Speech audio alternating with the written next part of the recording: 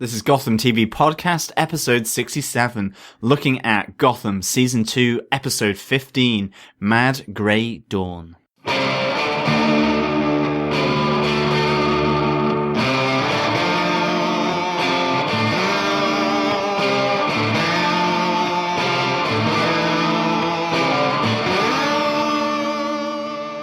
Hey, this is Drew Powell. I play Butch Gilzine on Gotham, and you are listening to Gotham TV Podcast. Welcome back, Gothamites, to this episode of Gotham TV Podcast, episode 67, where we are looking at Mad Grey Dawn. No, it's not the mad local cat lady that just lives around the corner. This is a painting, and it's the painting of a bombing of a railway station. Heavy stuff in this episode of Gotham. I am one of your hosts, John. And I'm your other host, Derek. All hail the king of Gotham, Butch Gilzine is back. Butch is back, yes. Absolutely, along with Tabitha. Maybe she's the cat lady, actually. Actually, maybe she is. Or we do, of course, have Selena Kyle, who is also There's loads a of cat ladies. Yeah, absolutely. Kick off the show this week, a bit of sad news during the week for Prince fans and for Batman fans, as Prince, the artist, passed away on Thursday evening. Bit of sad news. Absolutely. I'm personally a huge fan of Prince all the way back to when I was a kid. Probably the artist I identify most with in terms of music. You do rock a good pair of stilettos. Absolutely, yeah. Gotta see that one. I always love the color purple too, definitely.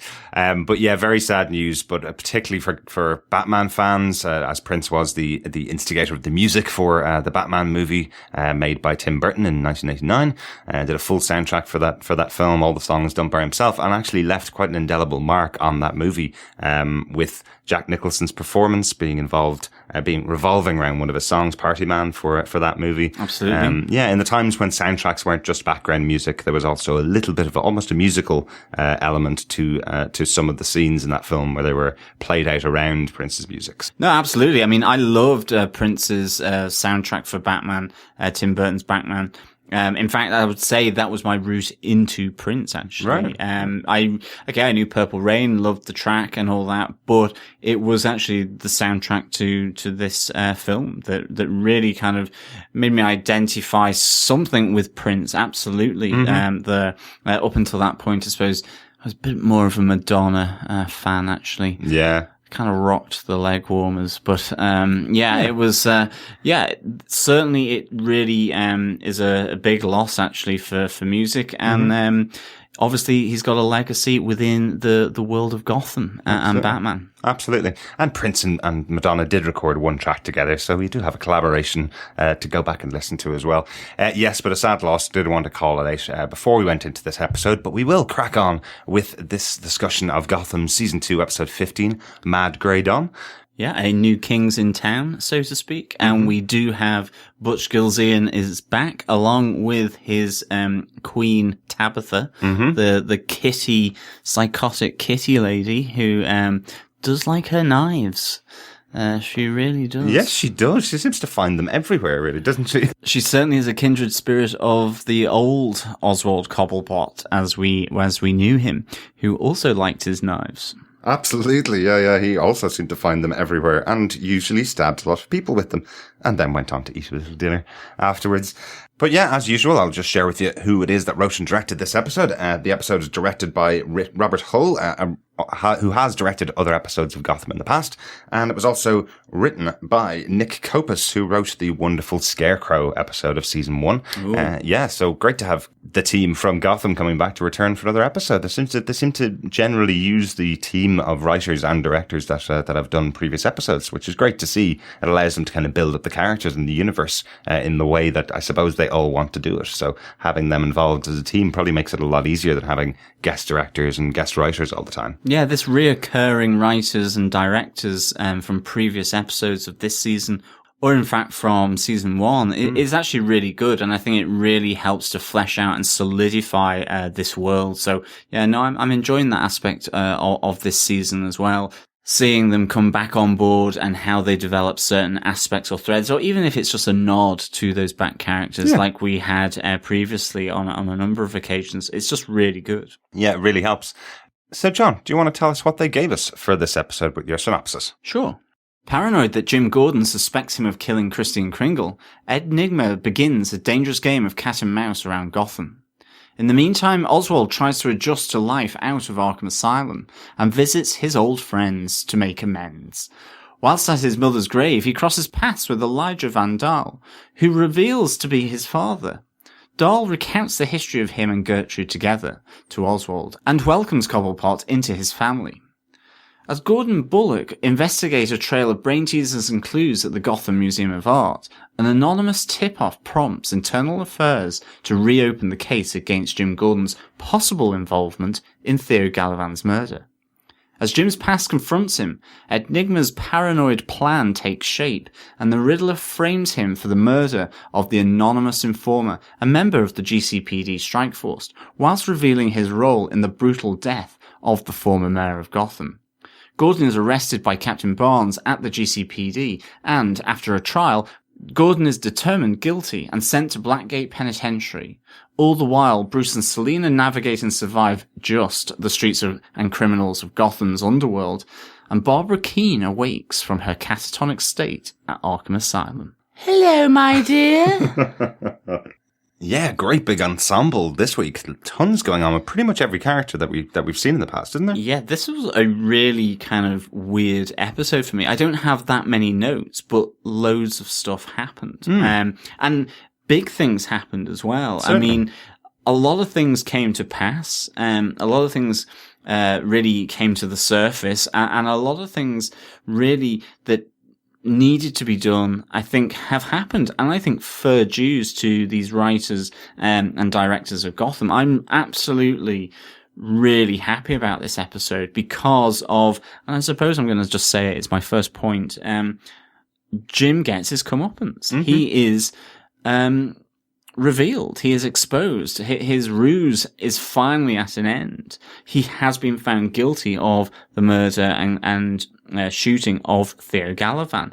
Whether justified or not, he's a police officer, he has a code to uphold, and he didn't uphold that code at all. And he's been found out, albeit through a fairly sophisticated plan of Enigma, trying to cover up his own murder, but nonetheless, what has come out is still the truth. And that is quite an interesting thing. And he's sent to Blackgate Penitentiary. So for me, this is a huge, huge payoff episode for that storyline of Jim Gordon being secretive, being slightly economical with the truth to his peers in the shape of Captain Barnes, who put so much trust in him. And I must say, I absolutely loved Captain Barnes' interrogation of Jim Gordon in this episode.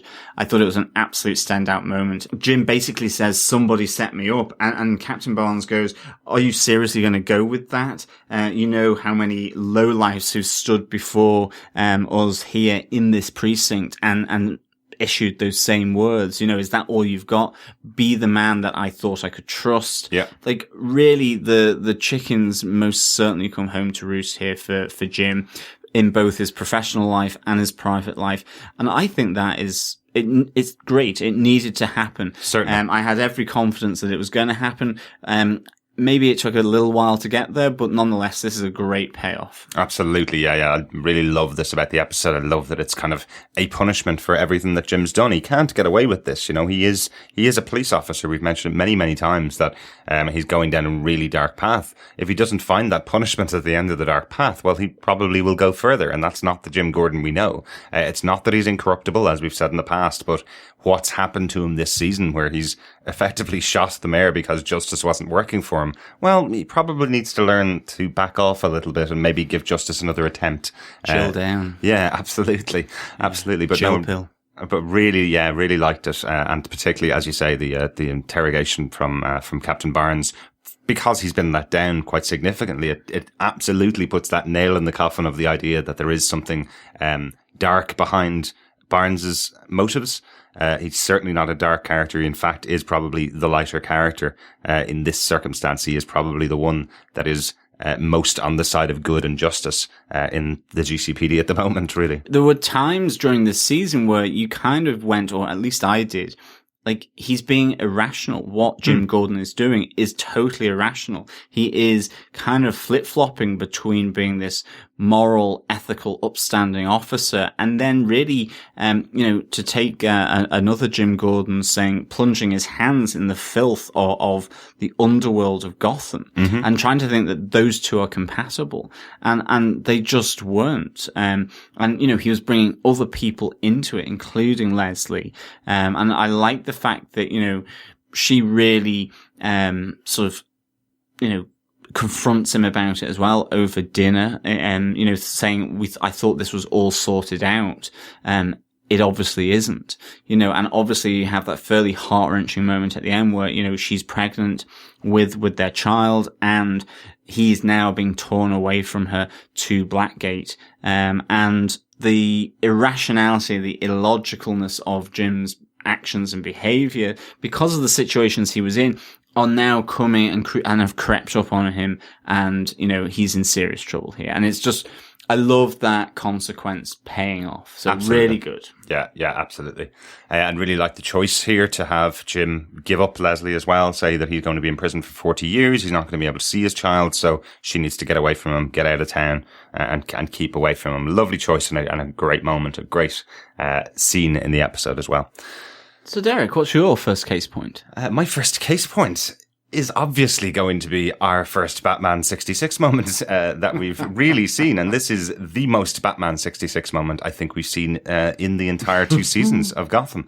The opening of the episode with a wonderful moment with Enigma standing in the art gallery with a gigantic, terrible-looking bomb with a sign that says, "This is an actual working bomb," written underneath it, and then lights the match to set off gas to clear out the gallery. A fantastic Riddler moment from Batman 66. It's exactly the type of thing you'd see. I was surprised it wasn't purple gas or red gas that was coming out of it, or green gas, of course, being the Riddler, just to kind of add that little extra colour to it. But a great moment. I really loved it. And I laughed the whole way through the scene with just pure enjoyment of the fact that this is a real Riddler scene. The fact that he cuts out the painting and puts the actual green question mark behind where the painting was to lead them to more clues. Really good. This felt exactly what I wanted to see in the Riddler in this Gotham. Still quite, again, as you mentioned, still quite dark in the fact that the painting itself is of a bombing of a train station, which is quite topical right now with the bombings in Brussels that happened about around the same time as this episode actually aired. But it is a very dark kind of plan that he has, that he's going to blow up a train station if Gordon can't figure out the clues.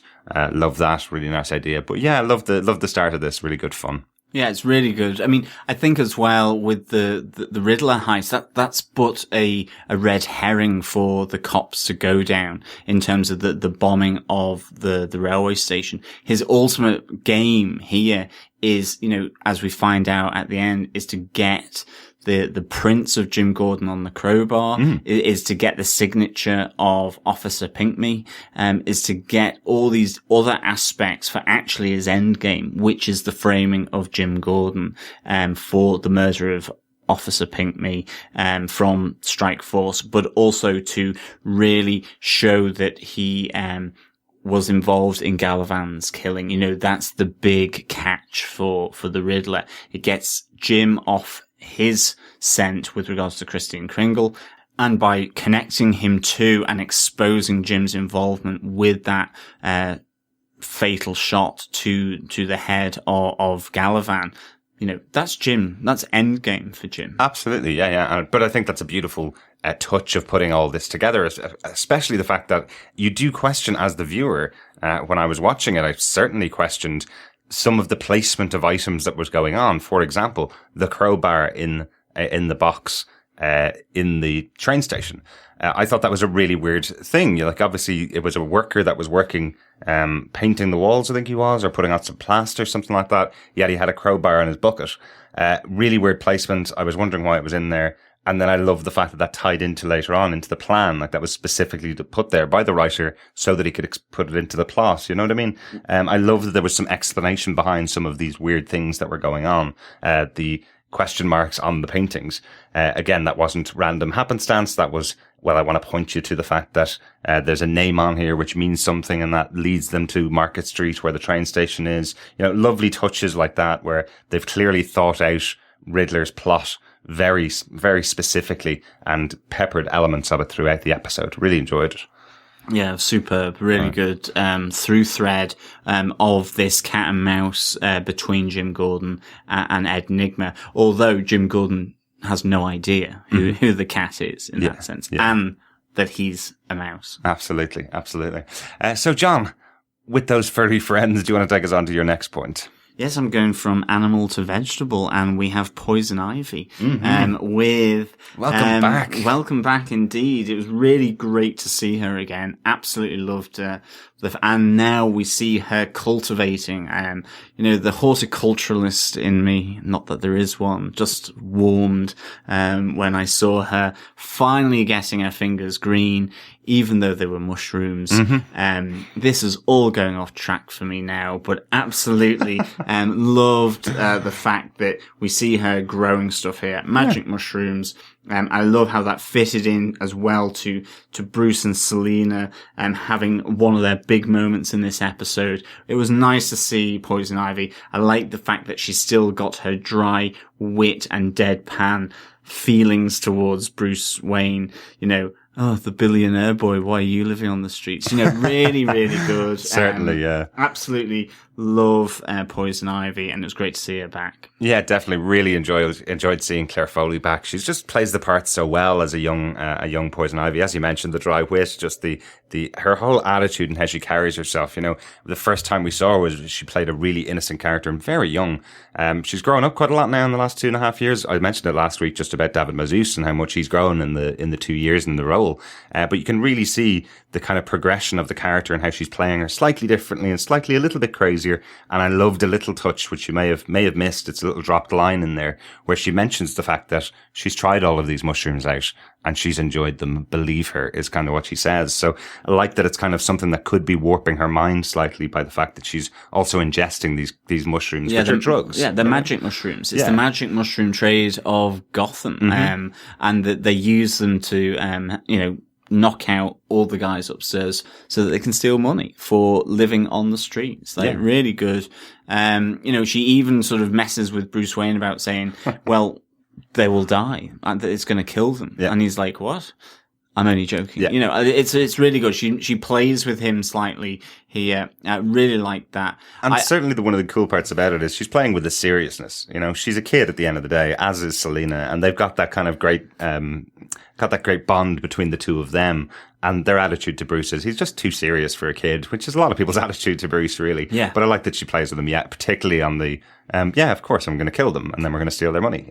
Because she knows the reaction she's going to get from Bruce, which is exactly what she gets. Definitely. I mean, one of the things I really hope here now is that with Bruce and Selina on the streets, that we get to see Poison Ivy, really involved in this as well, actually. Even maybe peripherally. At one stage, gosh, that was pretty difficult to say, peripherally.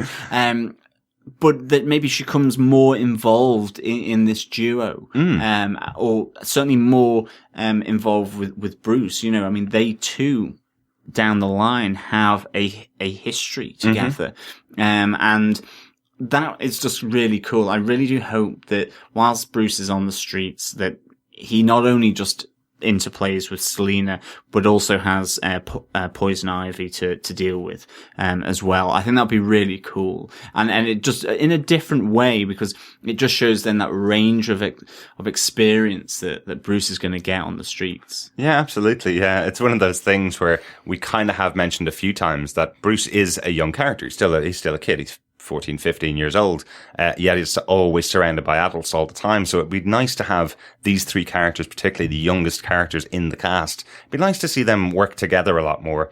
I liked the fact they brought in, and we'll talk about it in a minute, I'm sure, but I liked the fact they brought in Butch Gilzean's nephew to be the kind of young antagonist for Bruce Wayne, so he doesn't have to go up against the adults in the city of Gotham when he's not ready yet, really.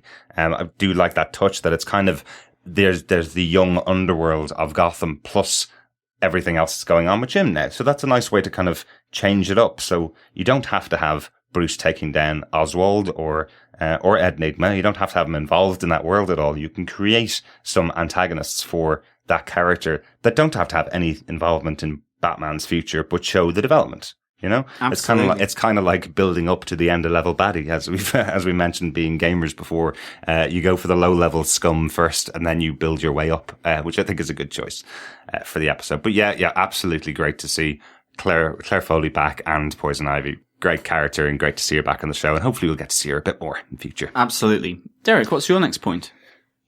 Takes me straight on to my next point, really. The Batman moment of the episode. Really, this is our Christopher Nolan Batman moment where we have Bruce realizing and taking elements from his training that he just got in last episode from Alfred. I really liked this moment where he's been knocked to the floor by Sonny Gilzean, and then has the voice of Alfred in his head telling him the way to beat a bigger man is to last him out or to wait him out.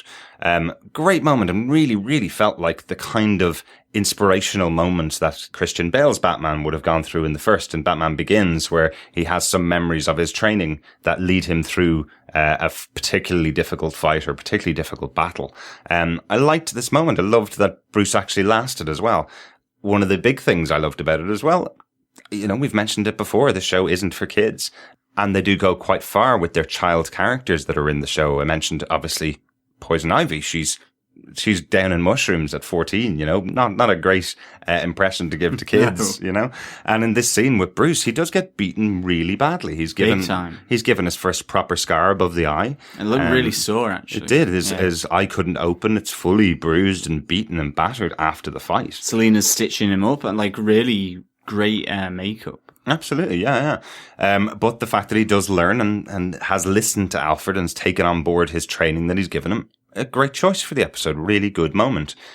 He does beat Sonny Gilzean as well. He waits for his moment. Selina distracts him and Bruce takes him out. Really good seeing those characters work together as well. You know, again, as always, Bruce will use anything to his advantage, and he's learnt it really well. Really good demonstration of the future Batman. Yeah, absolutely. Like it really was a big moment for Bruce Wayne here. I mean, we get Alfred's voice coming in, telling him how to deal with larger blokes. And I mean, he takes a big beat down, from Sonny. But like, yeah, it was a really good moment. Like, he stepped up to the plate. I would say he's moving from childhood into adolescence here at this moment in time. With a hint of adult there as well. Really, really good, to see, I think. And one final touch about that scene, I did love as Bruce rose from the floor for the first time. He seems to get all the way up to get his shoulders back and get his full stance up, and seems to be eye to eye with Sonny Gilzean, which I thought was quite interesting. Again, he was defiant, absolutely. Absolutely, but we also think of him as a child all the way through the 2 seasons that we've seen him in so far. And this moment where he stood all the way up and stretched himself to his full height and stood toe to toe with clearly a guy who's probably in his 20s or late teens or early 20s. It really shows that he's using that Batman move of showing your size, making sure that people will fear you. It's really already started now. Yeah, Alfred is not going to recognize him when he gets back to Bruce. Very true.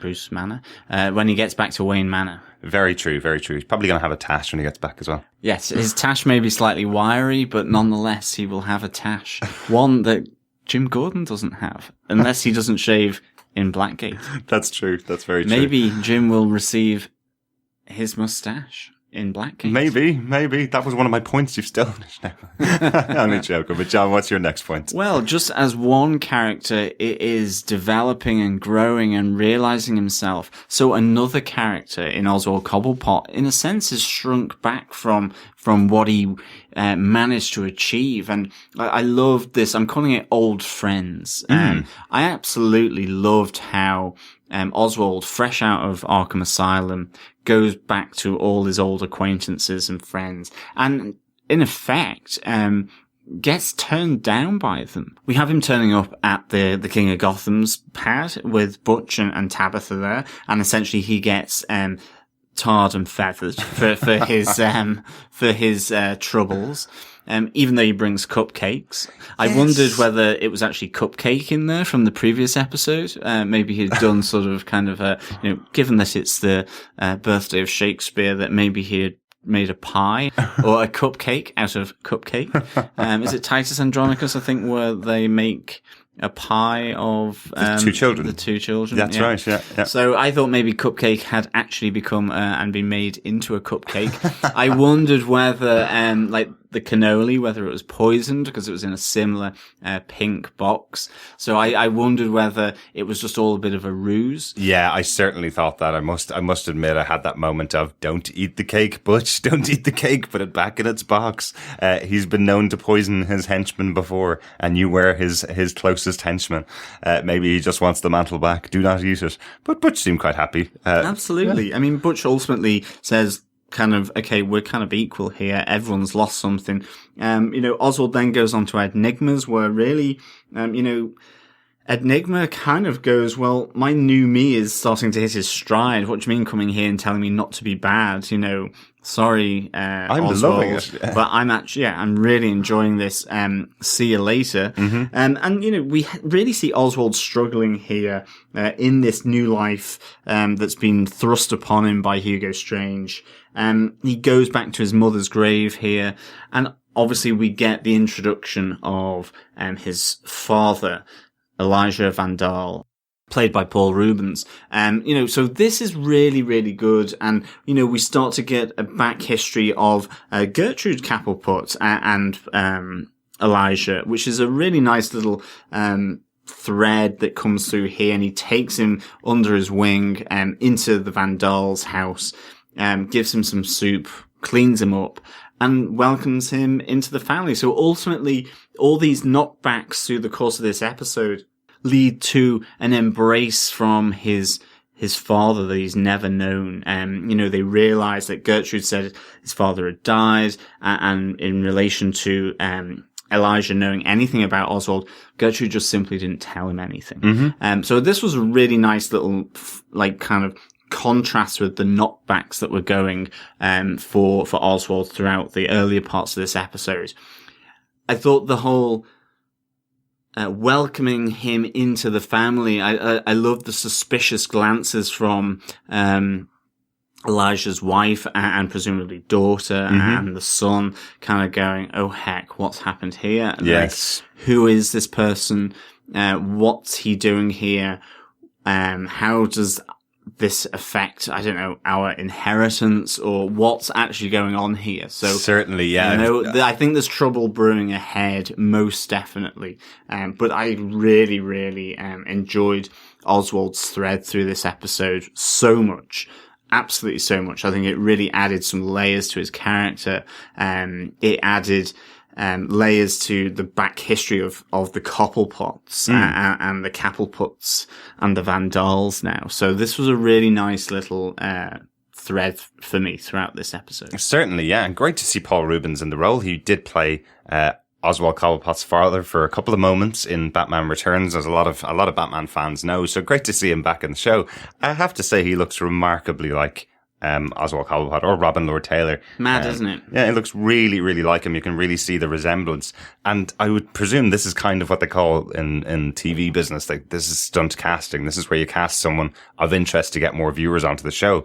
But he's so perfectly cast. He works really, really well. He's done a great job.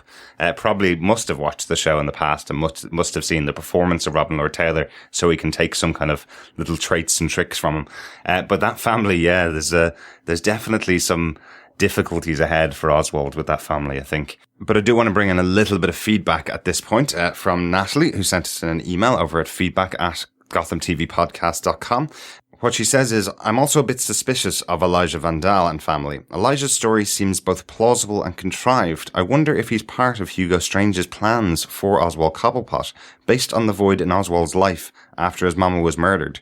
Still, always nice to see the former Pee Wee Herman. Paul Rubens does look like he could be Robin Lord Taylor's father.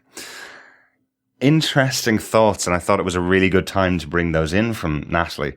What do you think? Could this be the plan of Professor Strange? There's nobody else that Oswald has shared his love of his mother and how much she meant to him. To involve a possible replacement father in that plan, I think that's a really interesting concept from Natalie. It could be, and certainly like the coincidence of meeting at the gravestone of Gertrude here is maybe a huge coincidence, or it's purposeful. You know, there is a meaning to this meeting that goes beyond simple accident. It is planted there by Hugo Strange.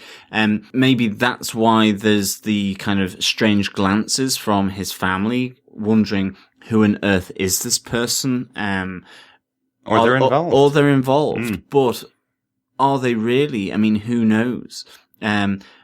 So I think it's a really good theory. And actually, I kind of want that to happen That's now. a really interesting idea. Rather than it to be anything particularly genuine. I think this would be a really useful way of even aggravating the Cobblepot, Oswald Cobblepot, even more, to make him absolutely, utterly frayed psychologically around the edges, and maybe ultimately sets him back on a path towards darkness, violence, and criminality. Perhaps. I really just did like the concept that Natalie has mentioned. And just to assure viewers, much like ourselves, Natalie actually sends us her emails the night Gotham airs in the US. She sends us emails and we don't open them until the episodes have aired over here. So her theories that she does mention in some of her emails are straight after the episode. So if this has happened and you've already seen a future episode, if it is something that is coming up, Natalie doesn't know it and we don't either, obviously. So yeah, I'm fascinated by that theory. Thanks very much for that, Natalie. No, absolutely. Thank you so much for that theory, Natalie. It's one that I'm certainly game for. Absolutely love seeing how much Hugo Strange can really weave his menace and psychological madness throughout Gotham. You know, he's certainly also, I feel, has a plan for Jim Gordon, although maybe that's been kind of slightly put off kilter by Ed Nigma getting to the pass first, really. Yeah, absolutely. And on the other point, John, just to say, I totally agree with you. I thought there was, if they aren't the bad guys, if they aren't in the pocket of Professor Strange, I did love the idea of the family going, who's this 31-year-old guy absolutely coming in to take the inheritance of our gigantic mansion that we've lived in all our life? There is possibly also that other angle that they could be just backstabbing each other to try and take out Oswald, which I really like that idea of as well. But yeah, really good point. Definitely enjoyed the Elijah Van Dahl family, and great to see Pee Wee Herman, or Paul Rubens as he's better known, back on TV screens, definitely. Derek, what's your next point? My next point is Butch and Tabitha. I know you mentioned them slightly in that scene, but I think they need a point of their own. Really like the fact that Butch is living it up as the king of Gotham. Gone is the old suit of the sidekick. Here is the luxury furnishings of the appropriate for the king of Gotham. Yeah, lounging by the fire in their dressing gowns. Absolutely, with the queen of Gotham by his side, as you said, Tabitha Gallivan.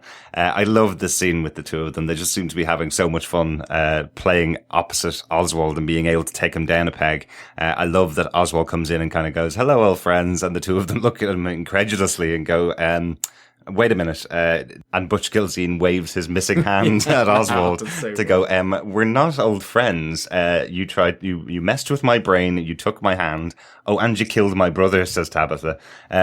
And Oswald's response to it is kind of, well, I know it ended badly, but we were quite close friends once, and I still think of you as friends, showing truly that he is messed up, which I just really enjoyed the scene here, and think it just deserves its own point.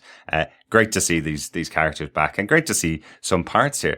One of the other elements that I loved about Butch Gilzean, again in this episode, is having a family member in the show expands the character of Butch Gilzean. Knowing that there are other Gilzeans out there in the universe kind of creates that idea that he could be a mob boss and could have other connections in the city and a bigger backstory that we haven't explored yet, which I thought was great. Yeah, and I love the fact that the Gilzeans are all about the consequences, or, as Selena says, they're all about the pizzas. You know, and I'm sure there was a pizza or two by the roaring fire, along with the cheeses that Tabitha must have been nibbling on, because I'm sure that was a cheese knife. Certainly. So, I mean, they are living it up as king and queen of Gotham, and he now is building his empire, but through his family. So it's a real, like, Falcone and Maroni kind of Italian style mobster, sort of within all this craziness, and actually is slightly the with them in a twisted way because of the mind control that was forced upon him, the loss of his hand, the fact that Tabitha is a bit cuckoo. It'd be interesting to know where Silver St. Cloud has gone, actually. And we know that she parachuted from the top of Galavan Towers back in one of the earlier episodes. So who knows? Maybe she's just locked up so as to not spoil all the lounging by the fires. Possibly, but I would say she probably did run screaming out of town from the family Galavan. To be honest, I would say she's far away, probably enjoying being a social butterfly again without the influence of Theo Galavan on her. That was my point. John, do you want to give us your next point? Yeah, Barbara Keane wakes up. Absolutely. She is awoken and is greeted with, "Hello, my dear," straight in the face. So I would say she's probably just gone Lula all over again. But what is going to happen? Mm-hmm. Timed very well with Jim being banged up in prison in Blackgate. And so is this kind of a disturbance in the force, so to speak? And her realizing this, she's woken up. Is she going to wake up good? Is she going to wake up bad? Is she going to wake up with a massive headache? What's going to happen? I'm really intrigued by this because she essentially was Lula by the time she fell out of Gotham Cathedral. Has that bump to Earth maybe cured her, or is she suddenly going to be subject to the same sort of treatments that Oswald has been? Perhaps. Yeah, that's a really interesting point. I did love the scene of her waking up at the mere utterance that Jim has been sent to prison, that's what wakes her out of her coma, and the nurse shouting into her face. I'm sure that's not part of the training, or maybe she isn't a real nurse. It is Arkham after all, and we have previously had a nurse in Arkham who was an inmate impersonating a nurse, haven't we? So that is a precedence in Arkham. So I don't think it comes in the training manual to shout into the face of a coma patient when they wake up. "Hello, my dear." But really good, really enjoyable to see her back, and hopefully we'll see some more in the future. Absolutely. Derek, have you got any final points or any notes left on this episode? Yeah, a couple of notes, actually. I have to say, Blackgate Penitentiary really stands out to me as being exactly what it is in my mind. It just looks exactly like something from the comic books. Again, the really good moments. We've heard mention of Blackgate quite a few times in the series. I think we even had a prisoner release from Blackgate Prison in the past. Definitely a bus with Blackgate written on the side of it. Had some passengers that were from Blackgate Prison in season 1. I don't think we've seen the full extent of the prison itself. And it's really good design. It reminds me of Alcatraz. It reminds me of one of those really dark prisons. What I'm really hoping for in the next episode or in future episodes when Jim is behind bars in Blackgate, that we will see that kind of moment of, well, he's a cop. He's put me behind bars, and I want to take that back out on Jim Gordon. I want to see that. Absolutely. I mean, Jim is in trouble here. I mean, not only is it don't pick up the soap, but it is literally, maybe don't come out of your cell. Absolutely. I mean, this is Jim in serious trouble, unless he's under maybe a protective custody in a special wing of Blackgate. But if he's in Gen Pop, he is screwed. Yeah, you do wonder, being that, yes, he was a former cop and a respected member of the GCPD, but effectively he's in prison now for 40 years after a 4-week trial that we didn't get to see, unfortunately, but he's in prison for 40 years for murdering the mayor of Gotham and a fellow officer. So he's a cop killer and murdered the mayor, put in prison by people who believe all that to be true and don't believe any of Jim's stories. So quite interesting. I would be very doubtful that he get any kind of special treatment in this prison, particularly a cop who kills a fellow officer, which is what he's been accused of and now tried and found guilty of. I don't think he'd be getting very much special treatment in this prison. Big time. Absolutely. And one more note for me. I know we've mentioned Enigma quite a lot in this episode, but I think this is totally his transformation here, right into how he uses his riddles to take out his opponents.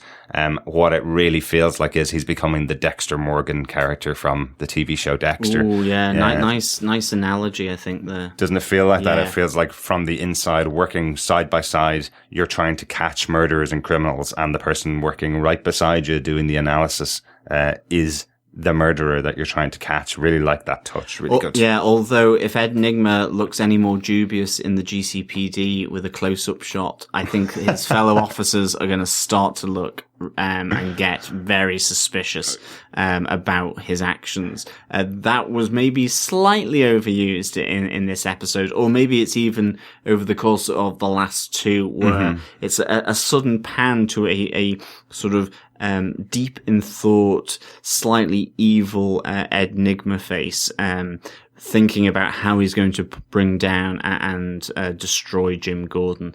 I loved it, don't get me wrong. Yeah. But I did kind of laugh at one point because I thought it was maybe one of these shots too much. But nonetheless, I still liked it. Well, absolutely. At least they didn't choose to have him standing in the middle of the GCPD speaking to himself like he did in last week's episode, saying, "I'll get you, Jim Gordon. I'll get you," right beside the desk of another officer. As I mentioned on last week's podcast, I thought that was a bit of an unusual choice. Yes. But it is Gotham. We will certainly accept some kind of things like this. John, do you have any other notes for this episode? Yeah, I've got a couple of notes. One was I loved seeing Internal Affairs brought into this, opening up the case on Gallivan's murder and the possibility that it's Jim Gordon. I'd actually really love to now see maybe Major Crimes Unit come in here. Okay, yeah, call me a broken record, call me a stuck record, call me whatever you want. I think the MCU has a significant part to play in the GCPD still, and to have introduced them and then not heard from them, not even just by reference to the unit, it still sticks with me slightly, I think, but I think this was a perfect time to really have the MCU come back into Gotham. In cooperation with Internal Affairs, I mean, both of them need to be in there. I think, they are really integral parts to looking at the life of Gotham through the GCPD precinct. It's a really important thing because there is corruption in the GCPD. There are these special units and forces.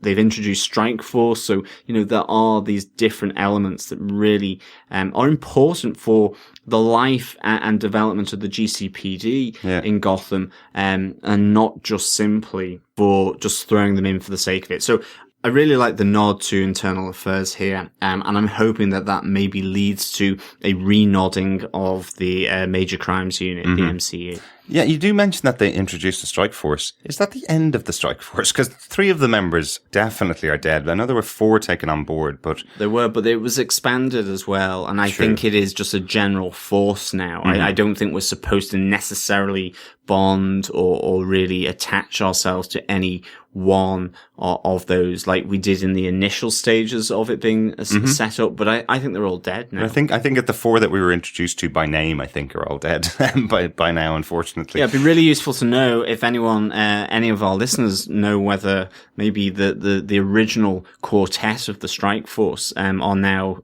dead, gone the way of many GCPD officers, detectives, and other special op groups within the GCPD, that they are now dead and buried by Gotham and its criminals. Just send it into feedback@gothamtvpodcast.com. Absolutely, because if I count them out in my head, I think Tabitha took out one, who was the sharpshooter. She shot him, or she killed him with her whip, I think. We had the... Firefly burnt one. Yes. The female officer was the first one shot in the first episode of Strike Force, called Strike Force. And now we have Pinckney, who has been killed by Ed Nigma. So I think that's the 4 that we were introduced to. But as John mentioned, correct us if we're wrong, just send us an email over to feedback at gothamtvpodcast.com. Interestingly, you mentioned Major Crimes Unit. Yeah, I totally agree. We'd love to see these guys back in the show. And is there a more major crime in the city of Gotham than mayoricide? I'm not too sure whether killing the mayor of the city that you live in isn't the most major crime that you could possibly have. So why not have the Major Crimes Unit be the one investigating it? Now, we did jump, unfortunately, right across the 4-week criminal trial. So it's definitely not going to be, they're definitely not going to be there investigating it now, but they could be investigating the impact of it afterwards. Yeah, well, that was one of my other points. We got a massive leap forward in time here.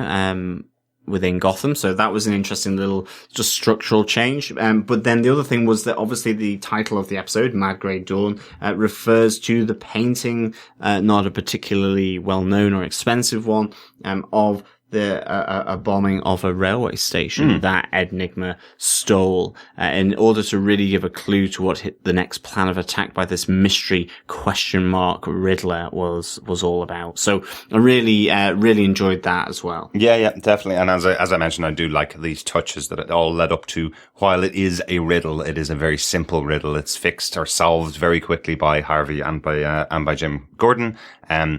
But they are quite intelligent to be able to solve it as quickly as they did. But I like that the kind of reason it's easy to solve is because that's not Ed's real plan. And I did really like that touch.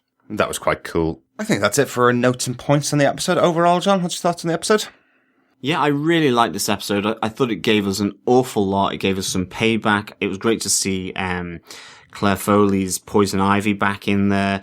It was nice to just have that brief moment with Bruce and Selina where he really takes a nice little step towards developing into a man and what we know to be the adult version of Bruce Wayne.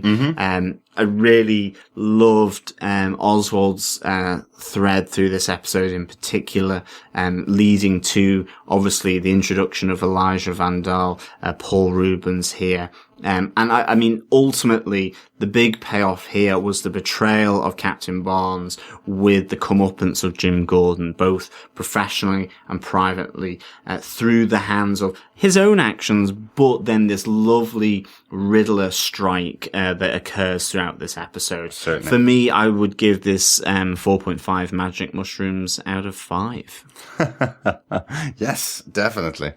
Really enjoyable episode. I'm totally loving this area of Gotham this season, where it's taking it. Really good idea to set up the foundation of a lot of these characters a lot better, bringing back connections to previous episodes, previous series, previous characters who haven't appeared for a long time. Great to see all these connections building up into this concept of the city of Gotham and what it does when Batman isn't around to save them all. And it's done a great job, I think, particularly the last couple episodes have been really, really good, and excited to see what happens coming up in the rest of the season. With that, I think we move on to our feedback. Remember, you can send in any comments or thoughts or discussions on any episode of Gotham or the series so far to feedback@gothamtvpodcast.com. You can also join our Facebook group on facebook.com/groups/Gotham TV Podcast. Or, of course, you can like our page on Facebook. Just search Gotham TV Podcast. And we do tweet out live every episode, as it says, on Channel 5 in the UK and Ireland at 10 p.m. every Monday night. Just follow us and tweet with us at Gotham TV Podcast. So, Derek, what feedback do we have for this episode? As I mentioned earlier on, Natalie did send us in some feedback by email over on feedback@gothamtvpodcast.com. So I know I have pulled out a little bit of the feedback, but one of the elements I did want to pull out as well is, she says, one of the big jaw droppers for the episode was the major omission of absolutely skipping over the trial of Jim Gordon. As with the absence of the election day scenes earlier in the season, this is a bit of a head scratcher for me. They did have a courtroom set earlier in the season, and the trial would have been a good place for Harvey Dent to shine. Bruce could have heard about the upcoming trial and instructed Alfred to call in some hotshot expensive lawyer who still manages to fail in the face of such nearly unassailable evidence that Ed Nygma has arranged. It would have given Jim and Lee's fight at the jail better context. Jim goes from maintaining his innocence to feeling defeated enough to push Lee away. We should have seen his hopes being dashed in the courtroom. It goes on to say, at the same time, I have come to realize the writers do not drop such otherwise important beats lightly. Gotham is jam-packed with events and twists. Tough decisions must be made to better service some plots and arcs over a mere 900 minutes a season. I thought that was a really good point from Natalie, I must say. There are definitely things they could have done with the court case, but we have had a bit with Galavan's trial that we had earlier on in the season.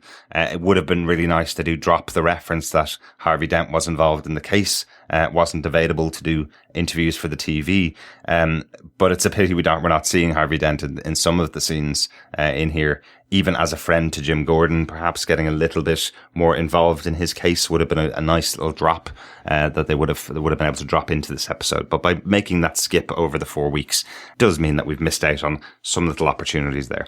I think Natalie makes a hugely important point here. And I mean, it could be argued that this is still one of maybe the weaknesses of Gotham in terms of how it balances new events versus existing events, versus closing out events that have occurred, versus how they balance everything along. And I mean, ultimately here, I think in terms of with the mayoral race, along with the this courtroom omission, the balance is more to introducing new characters at a pace, in some cases dealing with them quite quickly.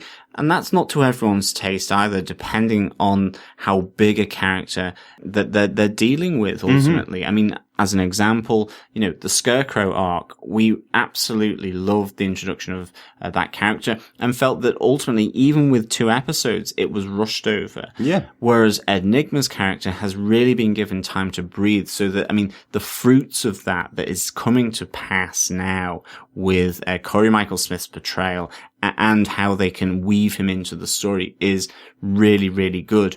And I definitely take your point here about that jail scene between Leslie and Jim.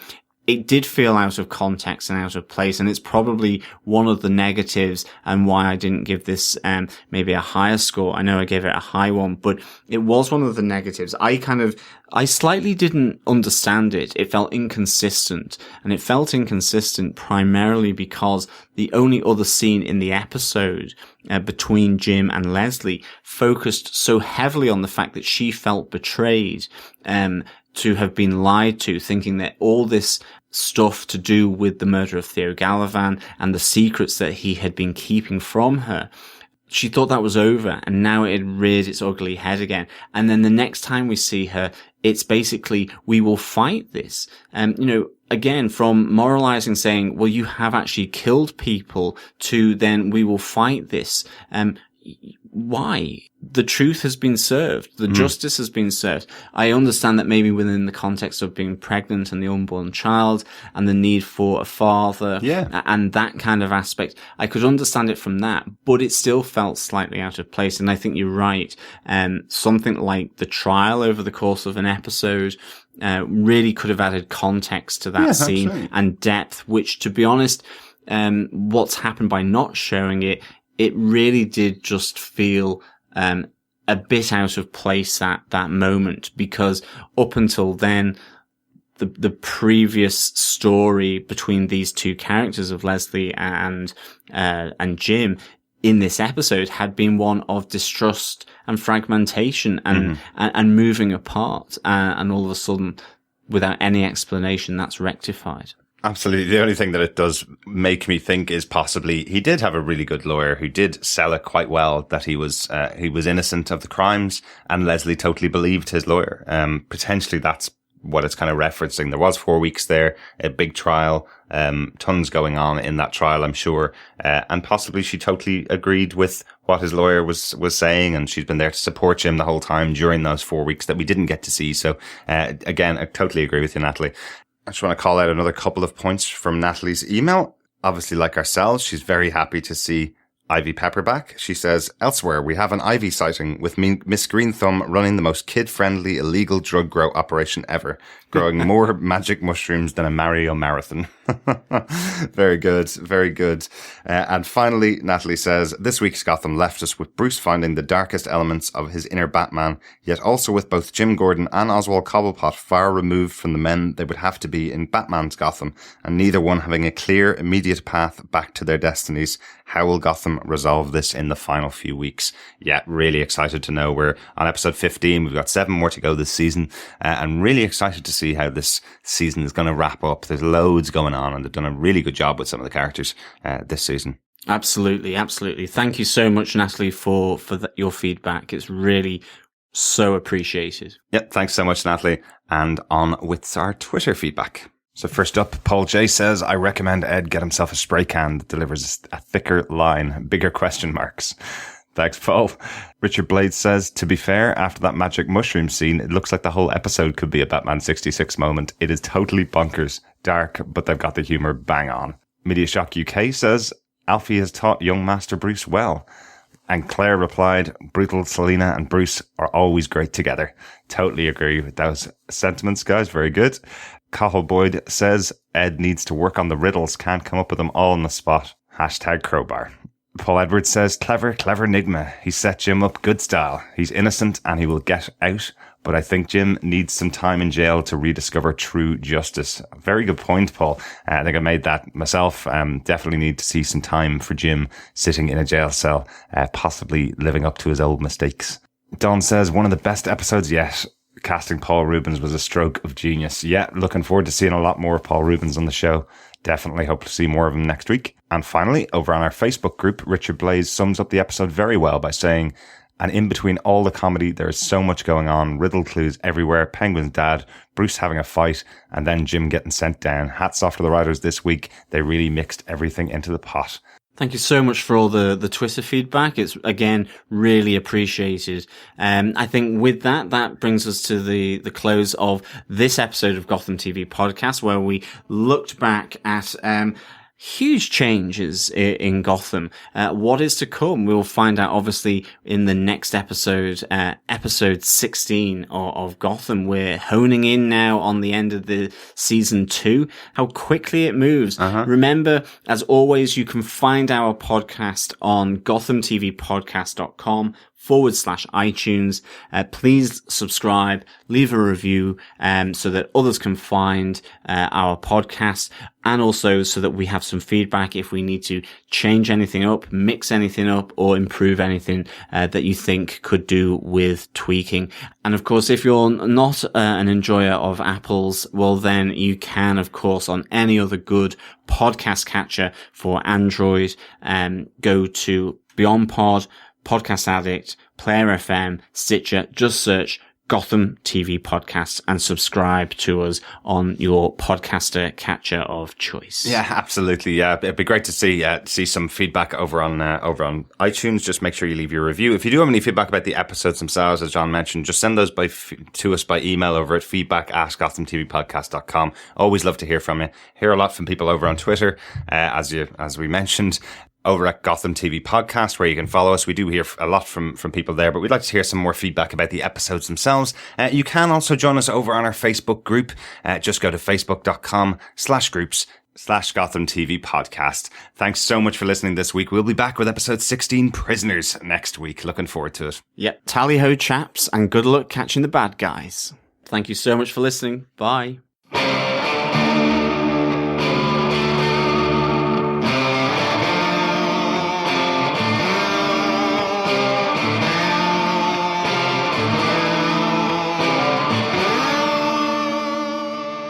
Thanks for being a Butch supporter. Butch loves you, baby. This has been a Flickering Myth Podcast Network production. For more information, head over to flickeringmyth.com for more shows like it. Find this show in iTunes by searching for the podcast name, and head over to youtube.com/flickeringmyth to subscribe to the Flickering Myth movie show. We'll see you on the next podcast. Take care. Bye-bye.